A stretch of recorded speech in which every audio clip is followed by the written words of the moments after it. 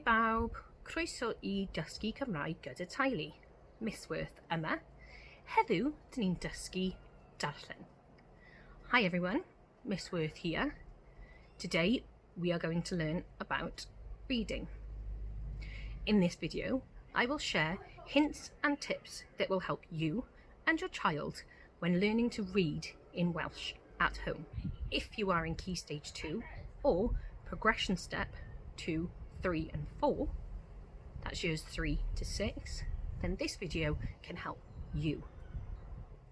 If you are not at that progression step or in that phase, please check out the other YouTube video that is more suitable for your level of reading.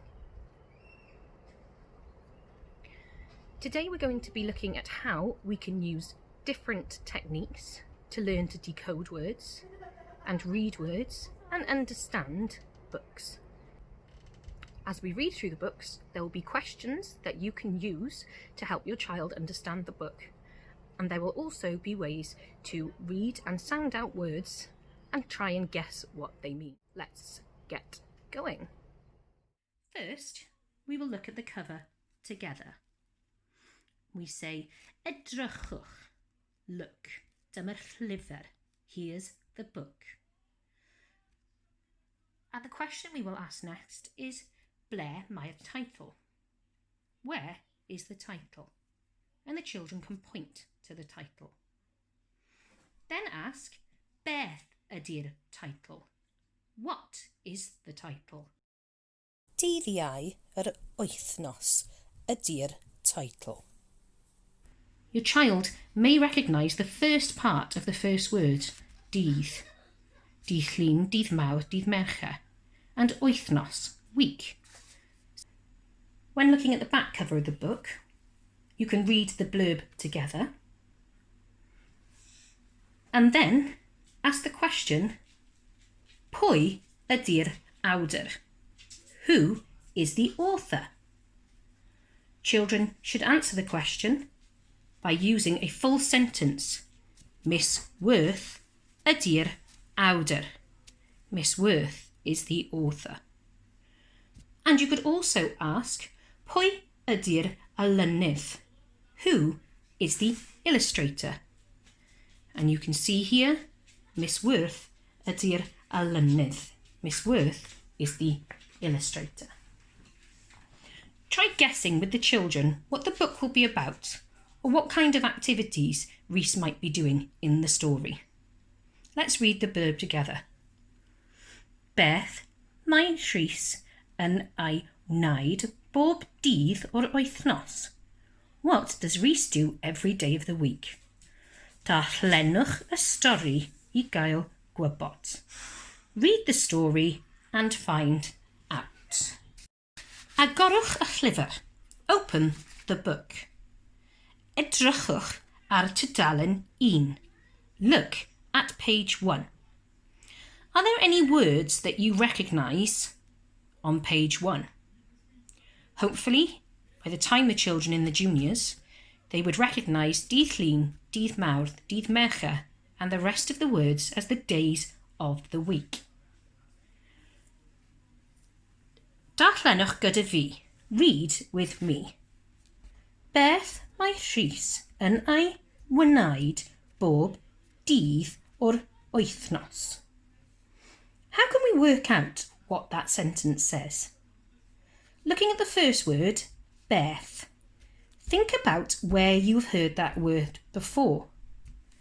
Beth wyt ti'n gwisgo? Beth wyt ti'n hoffi?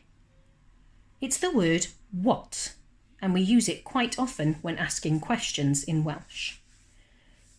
Beth mae Rhys yn ei wneud? What does wneud mean? Again, think about things that you already know and see if you can work it out. Children at this point will have learnt the question, beth wyt ti'n hoffi wneud? What do you like doing?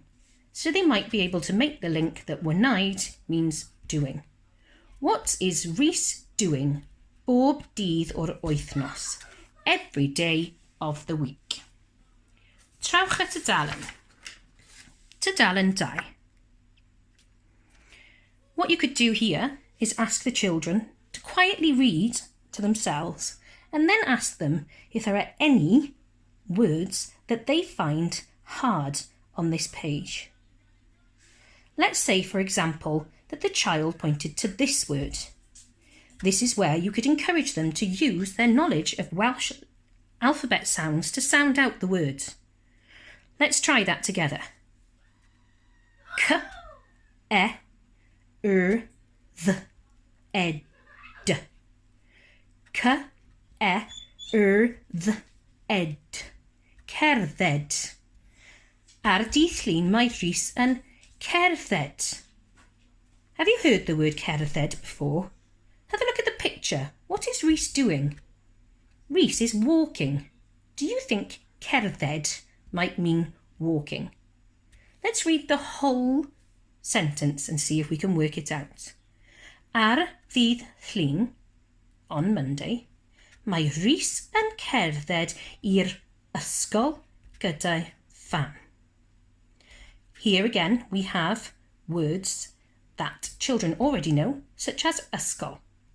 And they do know the word fam, but they would know it as mam. Rhys is walking to school with his mum. Wedyn mae ei fam yn mynd i'r gwaith. After mum is going to, where do you think mum is going? That's quite a tricky word. Gwaith.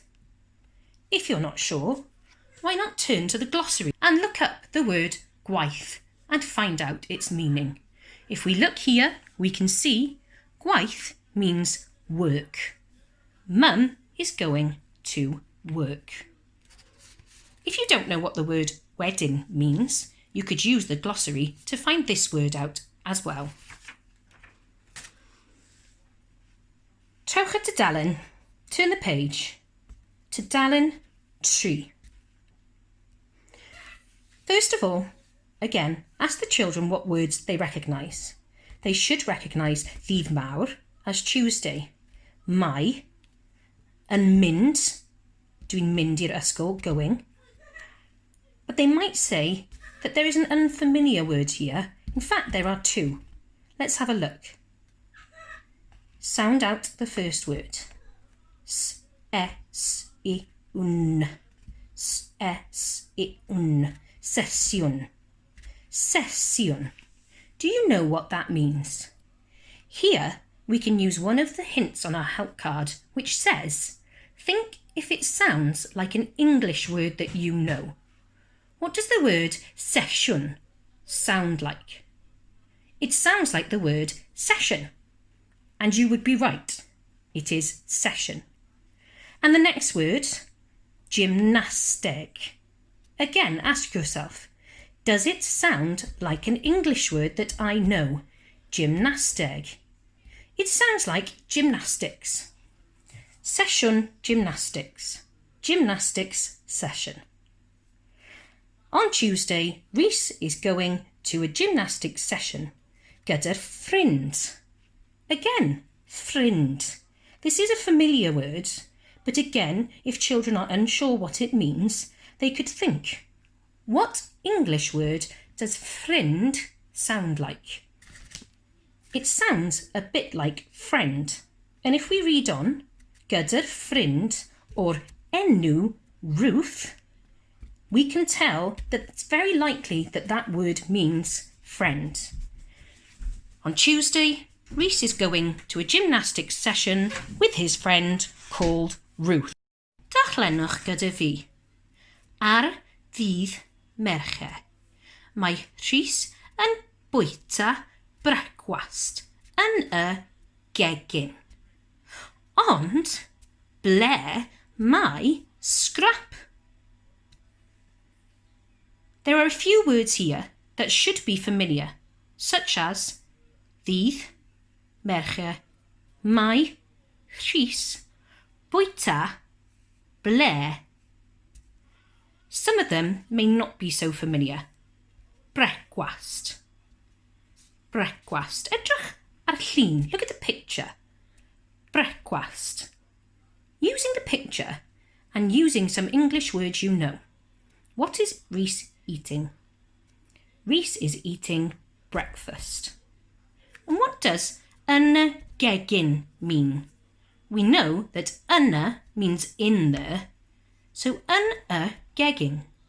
Ble mae Rhys? Rhys is in the kitchen, so we can say yna gegin might mean in the kitchen. Ar dydd Mercher, mae Rhys yn bwyta breakfast yn y gegin, ond ble mae Scrap? When you read the rest of the story, try reading it out loud. And when you read aloud, try reading with a clear, strong voice. Sound out the words and pronounce them to the best of your ability. Try not to pause too often, and try using clues from pictures and punctuation. And don't be afraid to get things wrong. Getting things wrong is how we learn. What I would love for you to do is record yourself reading the story out loud and send the video to me.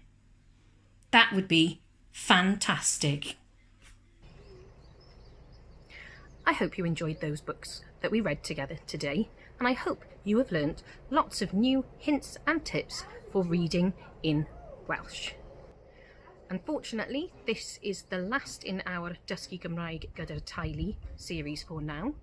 There may be one special video coming up before we close down our Welsh at Home classrooms. From now on, your Welsh lessons and any Welsh videos will be posted in your own class's Google Classroom. I've really enjoyed setting up these Welsh classrooms and doing these videos to help you and your family learn how to speak Welsh together. Hwyl fawr bawb.